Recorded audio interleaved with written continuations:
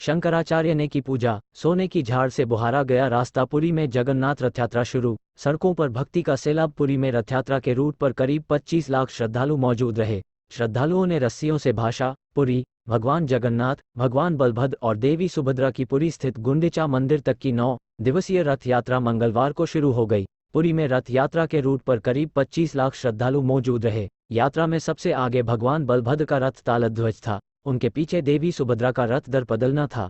आखिर में भगवान जगन्नाथ का रथ था, जिसे नंदीघोष या गरुध्वज के नाम से जाना जाता है। भगवान बलभद्र, सुभद्रा और जगन्नाथ के रथ करीब 2.5 से 3 किमी दूर गुंडिचा मंदिर तक जाती है। यात्रा में शामिल लोग रस्सियों के जरिए इन रथों को खींचते हैं। गुंडिचा मंदिर को भगवान की मौसी का घर माना जाता है, इसीलिए रथ यात्रा को गुंडिचा यात्रा भी कहते हैं। रथ यात्रा के दिन सुबह मंगला आरती के बाद भगवान को खिचड़ी का भोग लगाया गया। फिर रथों की पूजा कर बलभद्र, बहन सुभद्रा और भगवान जगन्नाथ को रथ में बैठाया गया। पुरी के शंकराचार्य निष्कलानंद सरस्वती ने प्रथम दर्शन किए। पुरी राजपरिवार के दिव्य सिंह देव ने रथ के सामने सोने के झाड़ से रास्ता साफ किया। इसके बाद रथ यात्रा शुरू हुई।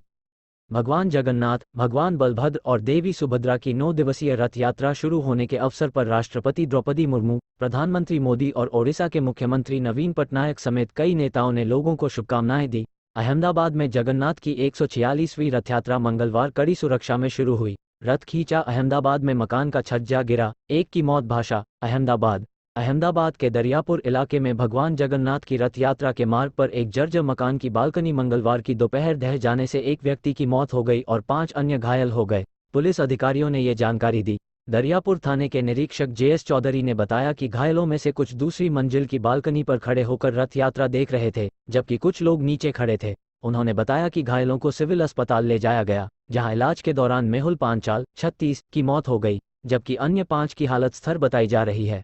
वीडियो में दिखा है कि जब रथ यात्रा गुजर रही थी तो 3 लोग बालकनी पर खड़े थे। 2 मंजिला भवन पुराना व जर्जर बताया जा रहा है। अधिकारियों ने बताया कि प्रशासन ने यह सुनिश्चित करने के लिए विशेष सावधानी बरती थी कि रथ यात्रा के दौरान ऐसी कई घटना न हो। हादसे में घायल हुए लोगों की मदद के लिए पुलिसकर्मियों के पहुंचने के साथ यात्रा जारी रही।